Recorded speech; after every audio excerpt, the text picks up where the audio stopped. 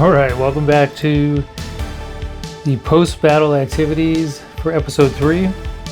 That was a really fun battle there. Enjoyed the setup of the table.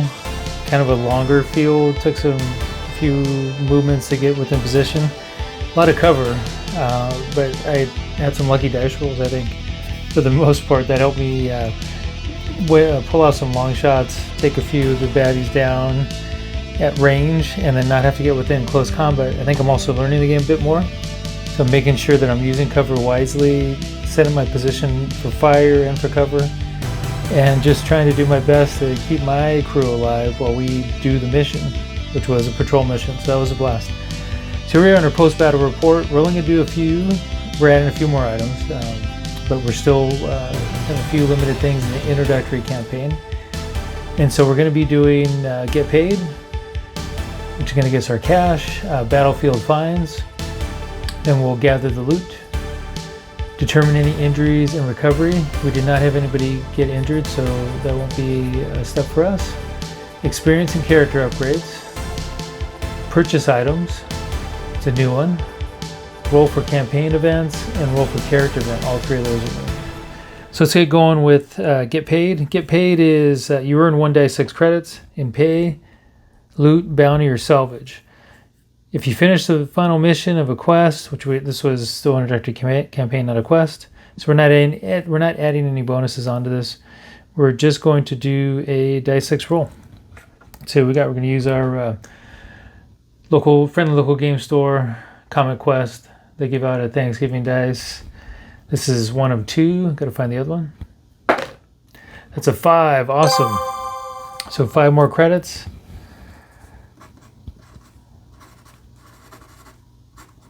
That takes us up to, we had 22 coming in, so currently it puts us at 27 credits. That's not bad. We do have the initial ship we rolled up.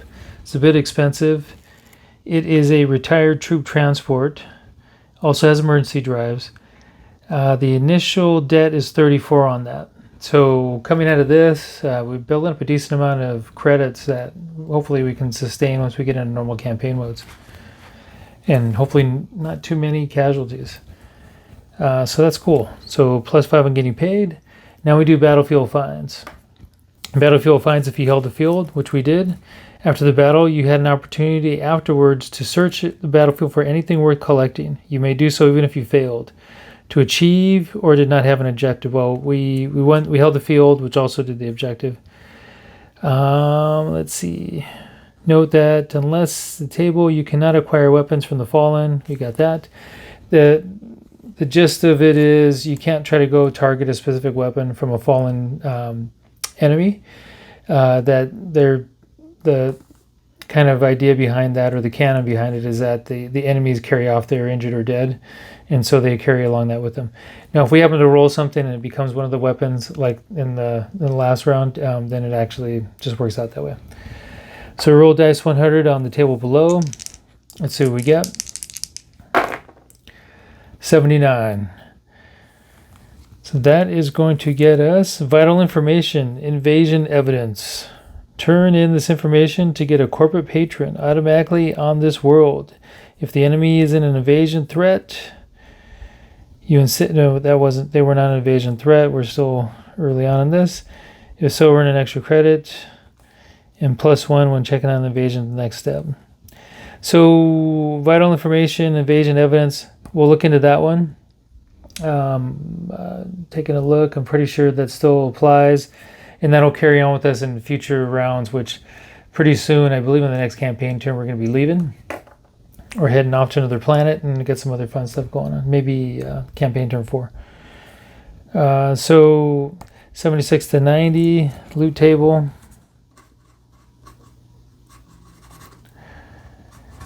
I'll note this up later.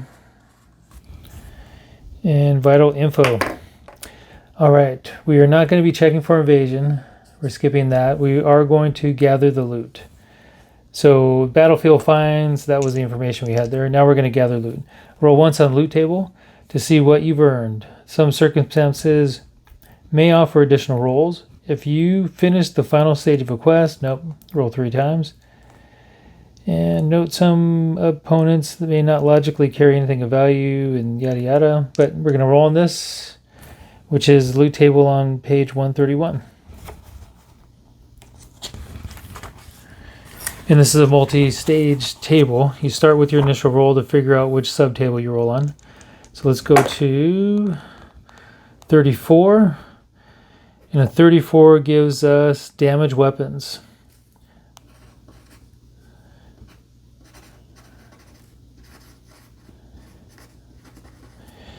And so we go to damage weapons.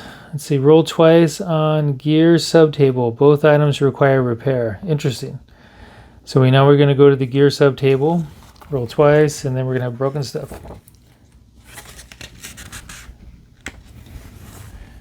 And the gear subtable is here.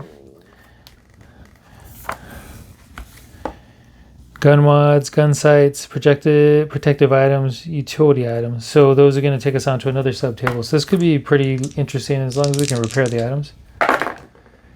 First item is a 71. 71 is protective item. So that'll go to item. And we're going to go ahead and just roll that out.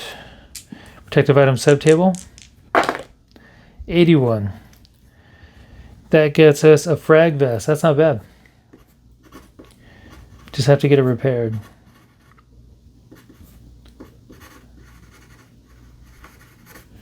Damaged.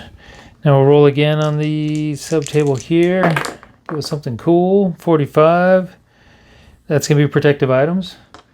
It's a theme here. And it's an 86. Is that going to be a frag vest again? That is 2 times. Times 2. All right. Not too exciting, but hey, loot's loot. All right, so we've done gather the loot. Now we're going on to determine injuries and recovery, which is no action for us. Nobody was injured during that mission. So then we go on to experience and character upgrades.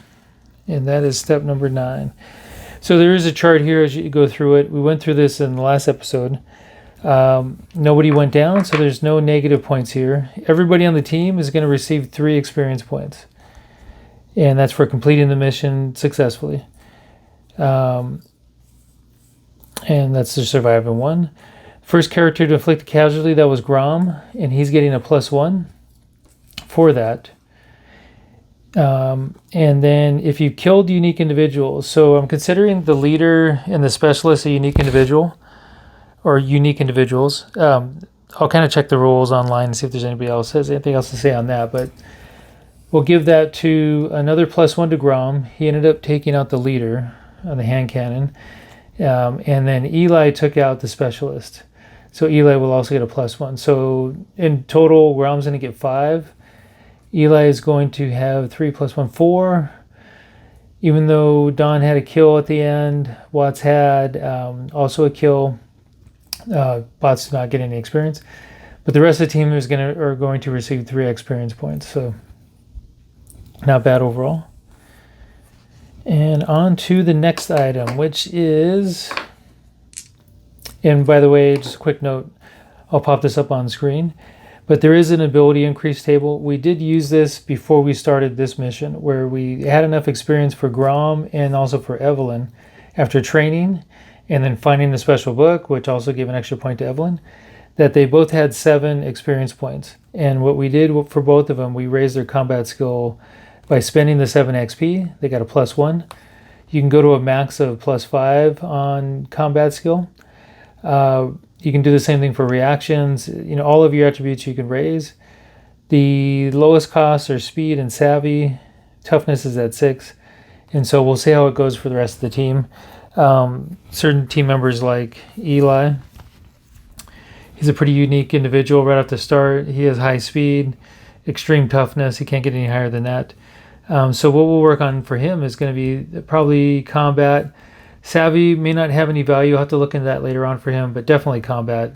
He can be a complete juggernaut if he can not only reduce his 2-hit even more, and then just with what he does, it just just kind of roll through a lot of things. He also just soaks up a lot of damage with that toughness. And other team members, it's pretty dangerous with all of our humans who get hit and only have 3 toughness.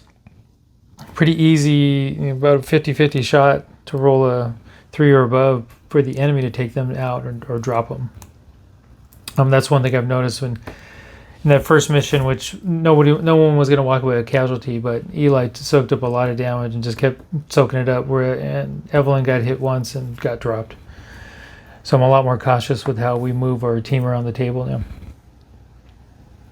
All right, so we completed XP. We'll work all this out, but effectively he's going to get 4.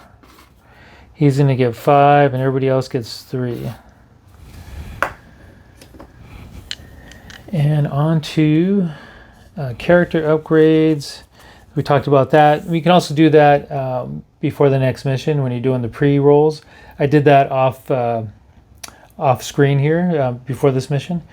And hopefully I talked about that in the beginning of this episode, what the rolls were and how we got through all that.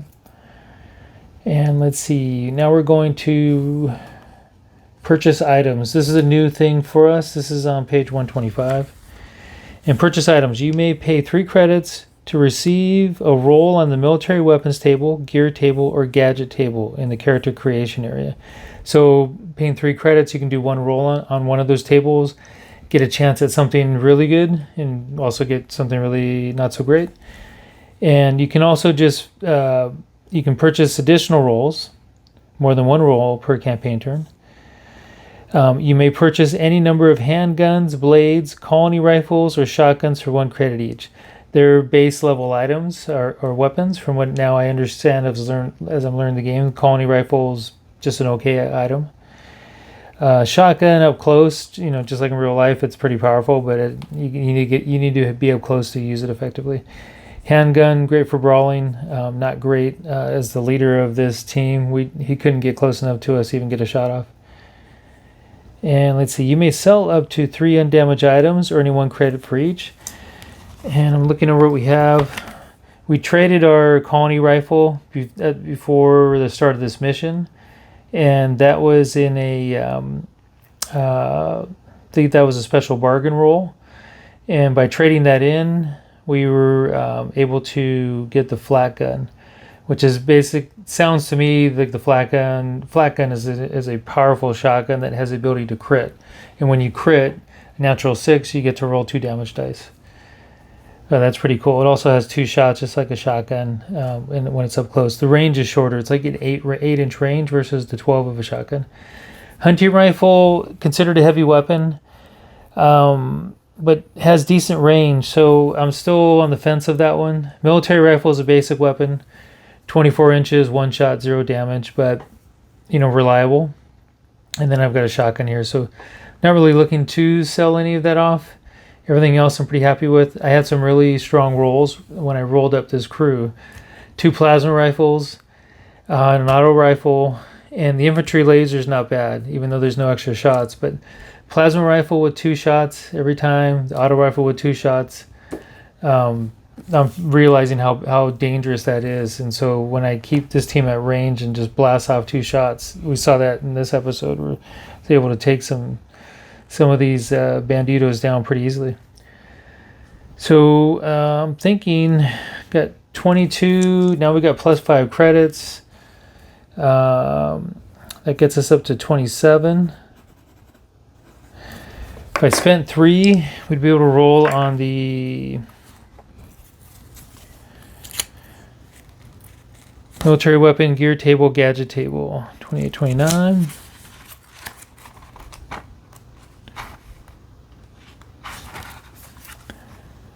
And see, military weapons. So you get a chance at a military rifle, infantry laser, marksman's rifle, needle rifle, auto rifle.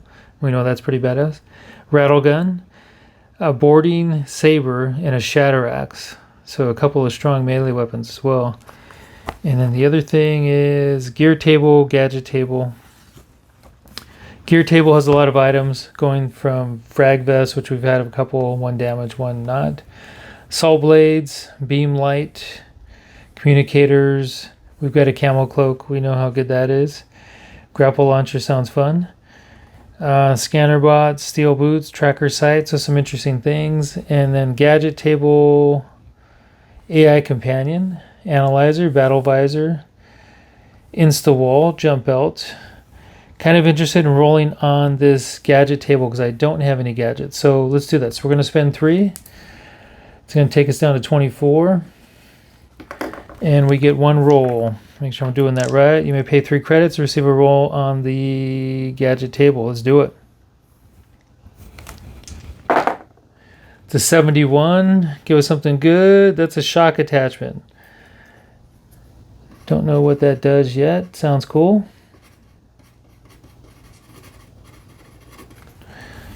Shock attachment. The weapon receives the impact trait against targets within 8 inches. And the impact trait, that's a gun mod. Impact, if target is stunned, place a second stun marker. Interesting. So put that on the flat gun, a shotgun, any of the handguns, or any of my characters that are getting up close. It's okay. Probably not worth 3 credits right now, but not too bad. So we've done the purchase items side of this. Now we're going to roll for a campaign event. This is new.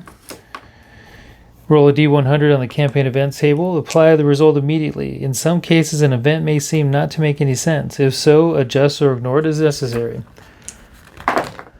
Let's see what happens here. It's a 64.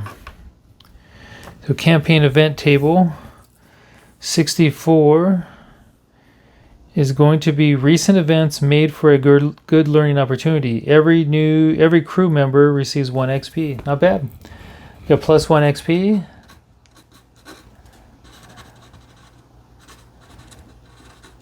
From the campaign event. That's a pretty good score right there. That'd be 6 for Grom. He could be ready for a toughness update bump up with 6 points. Eli's now going to be up at 5 plus. He's getting something soon, as he already had 4. And then everybody else is getting 4 XP. This puts a lot of our characters in get an upgrade for Mac. Don's ready for an upgrade. Grom, again, he'll have 6. We can bump up his toughness, get him out of the danger zone. Evelyn's going to get up to 4. And Eli's going to have, 9 points now? He's definitely getting something. Combat. Yeah, combat's actually going to be pretty good. Awesome. So now the next interesting piece that's coming up, we're going to be rolling for a character event. And this has some interesting flavor text here. So roll for a character event. Select a random non-bot, non-soulless character and roll a D100. So the way I'm planning on doing this, we've got 2, 3, 4, 5, Feral Alien, hulking strange character Hulker. He's our bot, so he's out. So he'd be 6. So 1, 2, 3, 4, 5. See what we get. If we roll a 6, we'll just re-roll it. It's a 6, wouldn't you know it? So 1. Our Captain Mac Bolin. Let's see what we get for this. Character event is this table. So now we roll the D100. That's a 50. Let's see what they put in the 50 area for this. 50. You pick up an unusual hobby. Earn plus 1 story point, and the character talks about it constantly. If the character is Swift or Precursor, they also earn 2 XP. So we're not a Swift. Those are types of aliens. So that's cool. So we get a story point, which isn't bad. We already had 11 we had a pretty good pre-roll. Or origination roll of the team. So now we're up to 11, so we got a plus 1 here. And that completes after action. So there we go. We've got plus 4 XP for everybody. He's getting a 5. He's getting a 6. So Grom will now have 6. He's going to have 9. Evelyn will have 4 XP. I'll clean this up later. He's going to have 7. Don's going to have 9. He's going to have an upgrade for sure. And then Watts is just hanging out doing his thing. Now, we're definitely going to be upgrading some toughness. Probably toughness for Don. Get him into a safe zone. It'd be nice to have a combat update. So I'll think about that, whether or not we're going to do +1 combat to hit or just get some survivability. She's at a 4. She's not going to have enough points yet to do any upgrades. Mac Boland's also going to probably upgrade toughness. Possibly 2 hit. It's got that infantry laser it's shooting with. Eli is a fun one. I'm thinking we're going to add combat. We're going to make him super deadly. And then Grom, who had an upgrade of combat, he's definitely going to update toughness. That way he can stay in the game. And again, the toughness only needs 6 points for the upgrade. So toughness isn't too bad early on for a lot of the characters. Awesome. So that's it. That's episode 3 finished. That was campaign turn 2 of the introductory campaign. We're going to be doing campaign turn 3 next. And that is this one. It seems that jobs here are drying up, so it's time to go. The entire point of a starship, right? As you drift into the departure lane, you hear a few of the crew speculating about their paychecks. We got some decent credits. What's going on there? Once you make landfall. So the news reports have declared that the world you are headed to is a battle zone. One of the mining guilds has offered you a decent paycheck to see off some corporate mercenary, and it seems like a good job is in. Before the battle, we're going to be doing some new things. We're going to be adding things on at the end. Taking on mercenaries this time. 3 mercenaries, 1 specialist, 1 leader. Weapons are more powerful. We've got 3 military rifles, a rattle gun, we haven't faced that yet. Got a machine pistol and a blade. So dangerous, much more dangerous leader. Specialist is going to be tough, and military rifles coming at us. So we'll be hopefully filming that soon. I'm going to come up with the deployment for this, figure out what our battlefield's going to be. Have some fun, maybe get out of the city and have this going to be an open field.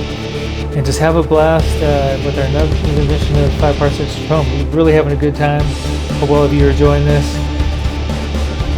Keep on gaming. Stay positive out there, and we'll see you in the next episode. Cheers.